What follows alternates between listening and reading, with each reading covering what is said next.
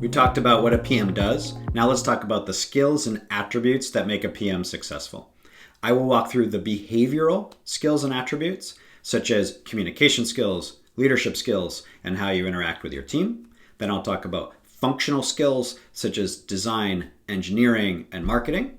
Then we'll talk about product management ladders. These are the rubrics that companies use behind the scenes to measure where you should be at different levels of your career. What are the expectations across different factors for an associate product manager, a product manager, a senior PM, a director, etc. And I'll help you understand those, how they're constructed and what they look like, so that you can know what you're being measured against when you interview.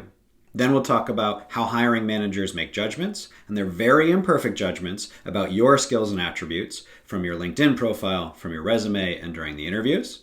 And then we'll talk about how you can change your storytelling so that you can tilt the scales in your favor.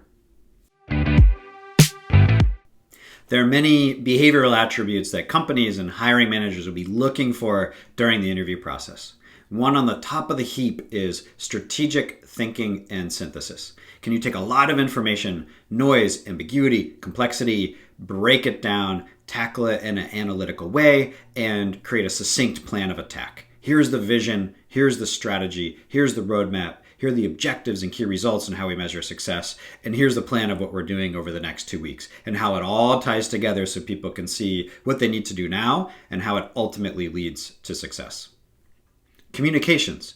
This is incredibly important and comes in many different shapes and sizes.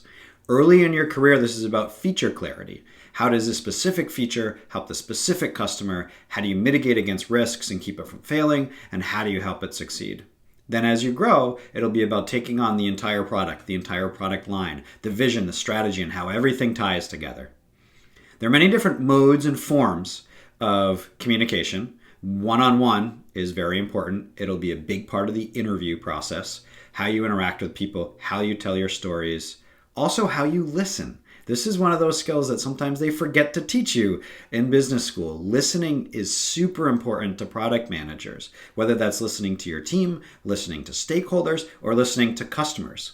When I was at Twitter, we had listening labs where a user researcher would take somebody off the street, pay them $100, and put them in a room and show them Twitter and show them competitive products. And then PMs would sit in a room and watch on video as that user interacted with the product. And you would learn so much about your product that you didn't learn on your own. Or when you were showing the app on your phone to your friends and without realizing it, coaching them through what was happening because you weren't truly listening. You were still projecting, you were still guiding, you were still advising. Then somebody goes in a room without any help in any context and they look at it and say, I have no idea what to do.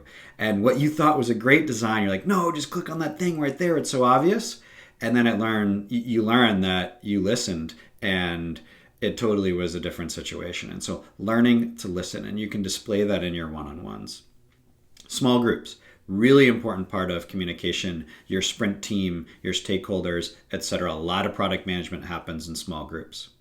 Then large groups. This is about public speaking, developing your executive presence.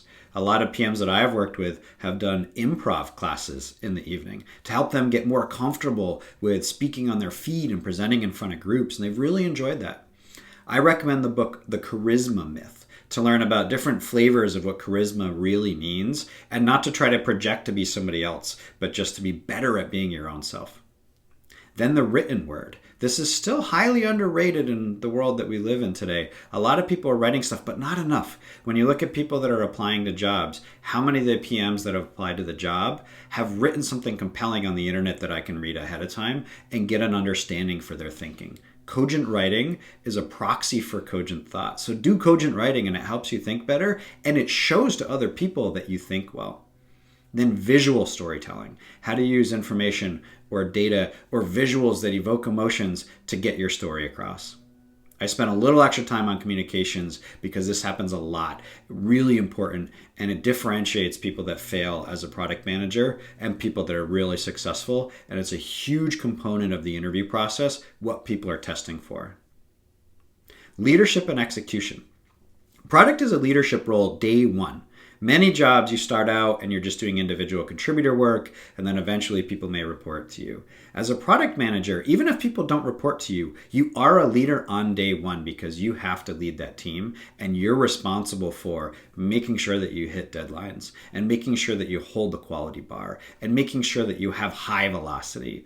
One of my favorite measures of velocity, and velocity is both speed and direction, is to ask all of the members of a team on a scale of 1 to 5, 1 being the worst, 5 being the best. How fast do you think the team is going? And do you think you're working on the right things? And you can tell with those two numbers, 1 to 5, how does the team feel about its velocity, which is a really good proxy for whether or not the team is moving quickly and doing stuff that matters. So this is about cadence. It's about being organized. It's about staying one step ahead about where everything is so that every time an engineer comes into the office, they're never twiddling their thumbs or wondering what they should do. They're hungry for the work and they know what to do next because you've laid it out well. Empathy. This is critical for how you interact with your team, how you interact with your stakeholders, how you interact with customers. You got to check your ego at the door. There's a lot of humility in product management, whether you like it or not, and whether you're exhibiting this during listening labs or B2B user research and talking to your users or talking to your stakeholders, you really have to think and feel and eat and breathe what your customers and stakeholders are going through in order to be effective. Relentless curiosity. This is something that's hard to train.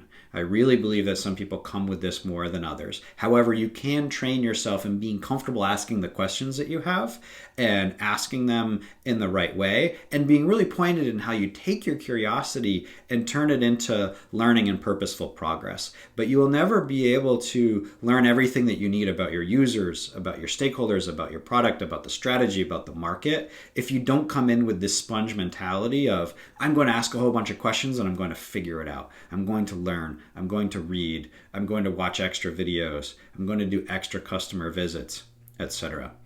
During the interview process, people will be looking for this. At Flatiron Health, we called it a nose for value.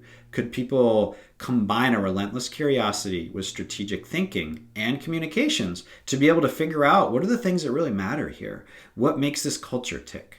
What makes this business tick? What makes this product tick? And if they can come in, ask the right questions, be curious until they figure it out, and then synthesize this information, that's when they can really be a leader and push a team forward.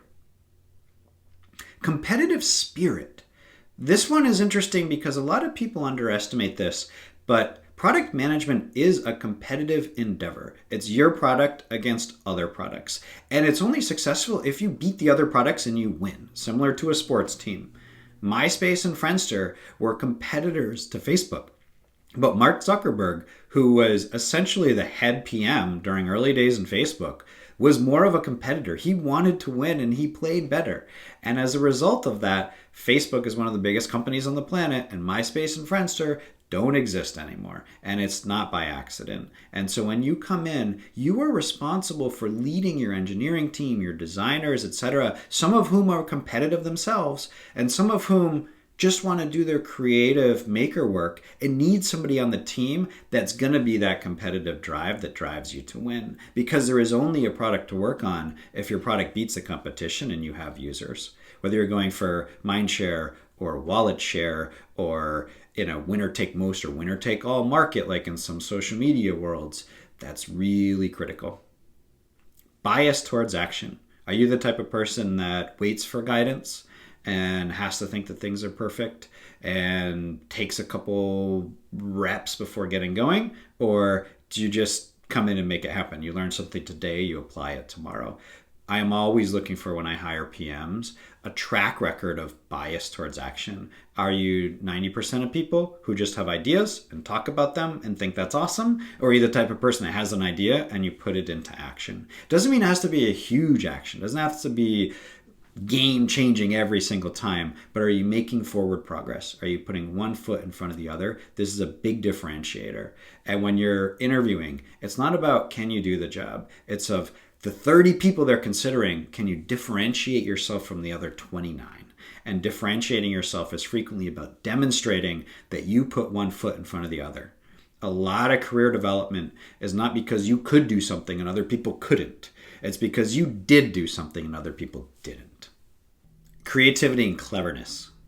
I specifically like the word clever because it's about being resourceful and making interesting decisions that other people may overlook to help you get somewhere without necessarily more time or more money or more energy, but just by being clever. And this cleverness compounds over time in your product and in your career. A great example for me is the early days of Instagram. Instagram was competing with many other photo sharing apps before it became the juggernaut that it is today. And one of their differentiators was how fast it was to upload when you hit post. Yet, when you look at it under the covers, it wasn't technical genius necessarily, it was cleverness. When you took a picture, and at this time, we're talking way back when people were using Blackberries and had phones that had low resources, didn't have high-speed internet connections, etc. You would take a picture, and then you would look through the different filters to discover what filter you wanted, and then you'd figure out what you wanted to say, and then you would hit post. But behind the scenes, Instagram would start uploading the picture the second you took the photo, even if you hadn't chosen a filter and chosen your comment and hit publish. Then by the time you hit publish, it would just send a message to the server that says, oh, they chose filter 3 and here's the comment. And so it could do the filter on the back end on the server, which meant that when you hit post, it looked and felt like it was really fast and so much faster than the other photo sharing apps. But it was just being clever about how they arranged that. And so if you're clever, both in your career and as a product manager, it really compounds. In many of the PM interviews, you'll find that people are looking for you to solve a problem. And whether it's a case study or a tricky issue, they're looking for you to analytically break it down and have a very structured approach and say, these are the 3 things that I'm considering. This is why I'd prioritize this. But also to have a little spark of creativity and cleverness. And a lot of times that comes from experiencing things in other parts of the world or in other products and having a lot of interests that aren't just your product specifically and taking learnings from different parts of your life and bringing them to your product. Finally, poise under pressure. As a PM, you'll find many stressful moments, and it is important that you can make critical decisions with limited information under pressure quickly. I'll give you an example. I was launching a project and it was midnight, the night of the launch. We needed to have it out by the next day, and we hit some really dicey issues with one of our features that we had within this product, and there was a chance that there could be some kind of issue with customers and with our patients because this was a cancer research related product if we launched it as is the next day. And there was no time to go out and get approval or talk to managers or have meetings. We literally had to make a call that night because it was going to be live or it wasn't. And we had to look and determine what's the level of risk with this feature, and can we have it go or can we have it not? And what's the level of risk if we delay launching this product? What is it going to mean because we've been telling our customers for months that this is the launch day? What if we miss the launch day? What are the different trade-offs there? How do we think about it? And you have to have principles that you approach things with, but then in the moment, have the poise to say, you know what? Okay, there's a few different options. What we're going to do is we're going to live without this feature. We're going to unplug this feature. So we have 6 features instead of 7. We totally don't have that feature, but we can still launch on time. And here's the rational approach for why that's going to work and how we can communicate it to everybody else and then go and rapidly fix it so there's no patient safety issues and then put it back in. But you have to make this decision quickly. It had to be made in about 30 minutes and without the opportunity to go and talk to a lot of folks that maybe you normally would. And so the moral of the story is you're going to get pressured during interviews to see how you react. Sometimes people are going to push you a little bit just to see if you can hold your own, to see, okay, you have a point of view, now they challenge your point of view. Do you accept the challenge and think through to see if there's new information that you overlooked, but still, hold on to where you stood? Or do you too easily shift positions? Or are you too dogged and you don't consider new information? And having this poise under pressure, you're going to get pushed a lot. You're going to have these obstacle courses to run through in the interviews. But I guarantee you the pressure that you face as a PM in the most stressful moments will be much more intense than the pressure you face in the most stressful moments of an interview. So in some ways, the interview is a proxy for this poise under pressure. And it's important to think about that. Now for functional skills. Engineering. I'm frequently asked, do you need a computer science or a technical degree to be a product manager? No, but you do need to be able to do a certain number of things. You need to be able to debug, which means you need to understand the systems and how they interrelate to each other. So if an issue comes in, you don't just throw it to the engineers and say, hey, there's this problem, figure it out. You have to be able to say, oh, okay, well, I understand how the systems work together and I can rule out this type of issue for this reason. And I tried it in 3 different ways and realized it probably has to be over here, and then sit down with the engineers and figure it out and make a change and fix it. But by you being present, you want it to move faster, not slower. Technical trade-offs. You need to have intelligent conversations with the engineers about how to build the infrastructure. They should hold you accountable and ask you questions about customers and roadmaps. And you should also hold them accountable and be able to ask sensible questions to make their thinking better when it comes to technical investments. You want to be the type of person that when you're in the room, you're not holding things up by constantly asking, well, what does this mean? And what does that mean? You need to be a sponge and just generally have appreciation and respect for their work, which means that you understand how hard some of the things that they're doing are. You understand the complexity. You understand the components. That's what's going to help you build a relationship with your technical team and ultimately develop a successful product. So you can be a sponge and you can learn and you can read and you can listen and you can ask questions, and over time really rapidly generate an understanding of the systems and an appreciation for their efforts. Design. You have to have an eye for design and understand the types of user research, the types of interaction design, the types of visual design, etc., that are effective, particularly with your type of customer. Data. You don't necessarily have to be a data scientist, but you do have to be very analytical and be able to break things down in a precise way and have effective conversations. Marketing. You need to be able to be a strong storyteller and be able to write good copy, which is the words in your product. It really matters. The tone and how people perceive your product and how they interact with it. You don't have to be a marketer, but you need to have a good sense for marketing and how to tell the story.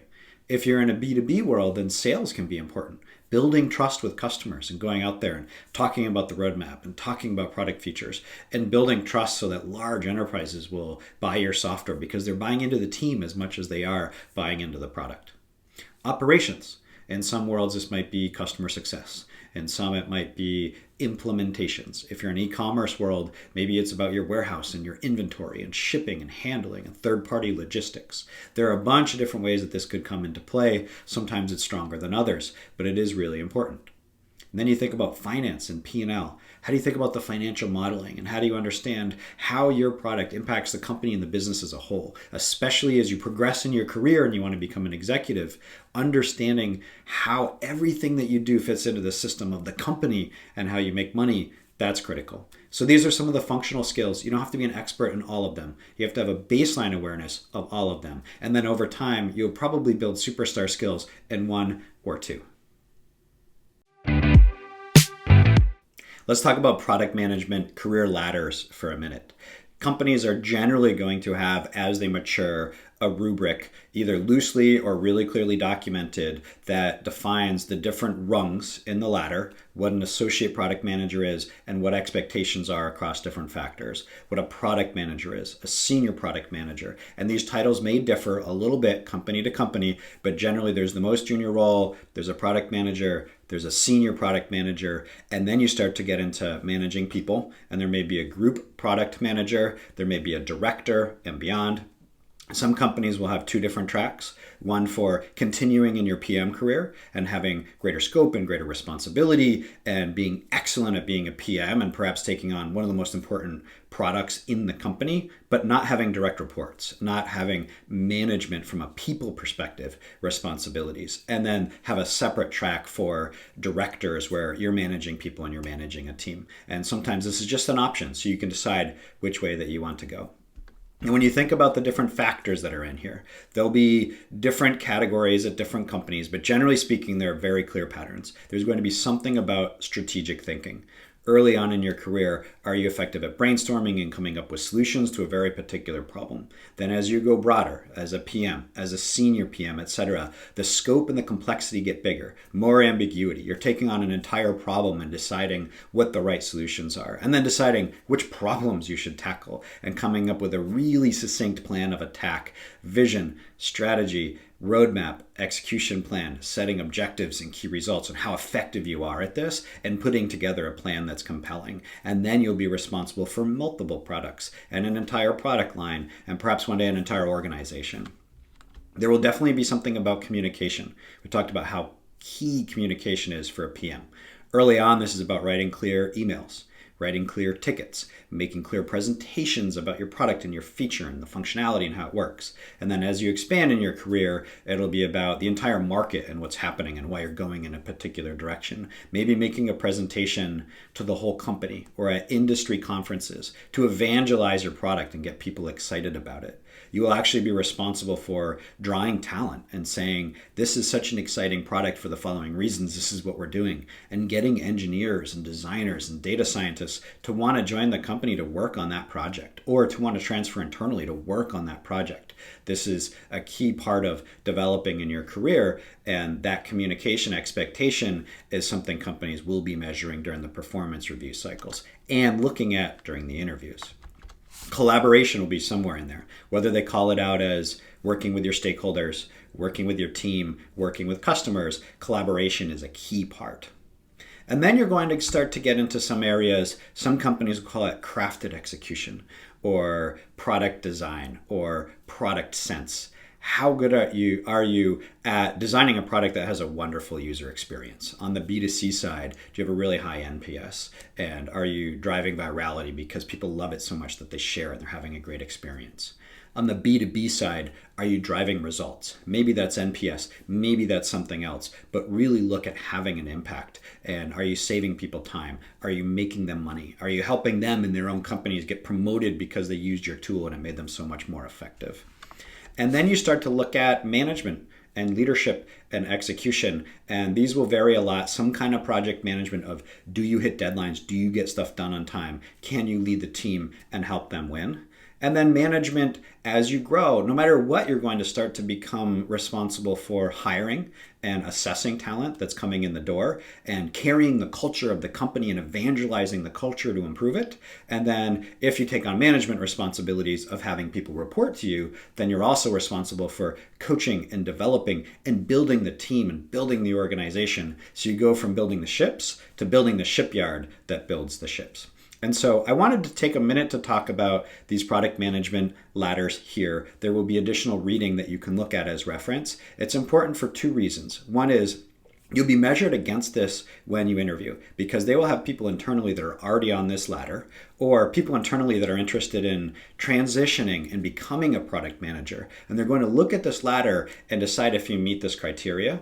Also, they're going to be negotiating a title with you. And when you get a job offer, you'll get a title. And that title is negotiable because they're trying to judge where you land on the ladder. And this is a judgment call. When I joined Twitter, I was offered a product manager role and I negotiated a senior product manager title. It was a meaningful difference in terms of compensation and in terms of scope and in terms of other things. And it turns out it's frequently much easier to negotiate the title and the seniority when you join than it is to make an internal campaign and get promoted once you're in the company, because there are so many other factors that are involved. You can always come in and get promoted. However, it depends on the manager and the situation, and somebody could leave and not have history on you, or your project could be weakened by a bunch of other factors, or even get canceled by upper management because of a strategy shift that was out of your control. There are a lot of different factors that impact how well you can manage your career in the company and the progression. Some is in your control, some is out of your control. So don't worry if you come in at the PM title and then later get promoted.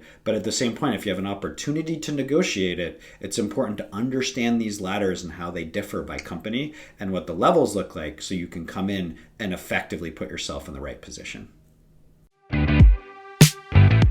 Now for how hiring managers make judgments about your skills and attributes. So if you think about the PM ladder and going through an interview process, the hiring manager is going to look at you and they're generally going to determine three things. What's your upside potential? And this is your strategic thinking and analysis, your communication skills, your empathy, collaboration, etc. Just how much could you learn quickly and rapidly evolve as a product manager? The second one is your culture fit, and this is more of a personality fit of would you fit in here, and every company is a little bit different on that front. And then the third one is what are your proof points? What have you already demonstrated in terms of outcomes in your career that they believe will translate into success on the job? Past success is the best predictor of future success. So they're looking for upside, they're looking for culture fit, and they're looking for demonstrated proof points. Now, in a market that's tough, the world starts to shift more from upside towards proof points because people are getting more risk averse and they're focusing on, okay, there are a lot more people available, we have fewer jobs, we can lean more on proof points, which means people have already demonstrated success.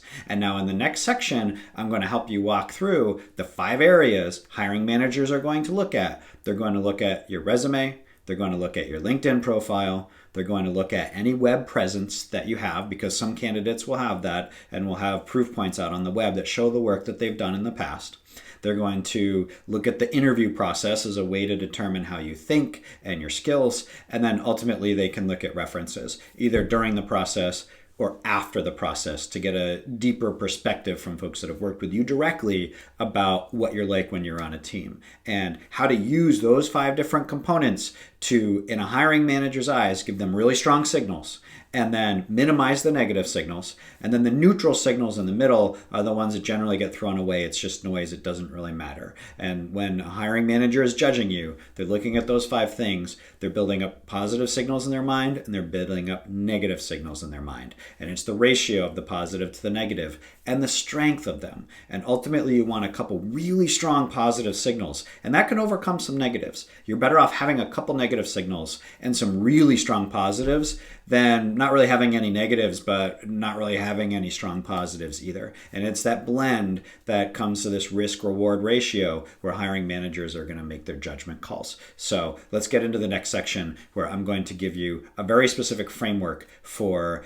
grading yourself on where you rate, not in your own eyes, because we got to get out of that mindset, but in the eyes of the hiring manager of how attractive you are in today's market as a PM candidate versus the competition. I'm going to give you a really brutally honest assessment so you can do it yourself. But it's not something that you share with the world. It's just something for you to know. And then we can help determine, okay, how much of our energy should we spend on building the story, which is really important. A lot of people overlook, and how much should we spend on telling the story. So there's improving your experiences, which you can do much more rapidly than you think. And then there's telling the story and polishing up your LinkedIn and your resume and the way you send emails and job applications, etc. And improving both of those at the same time is how we're going to win in this market.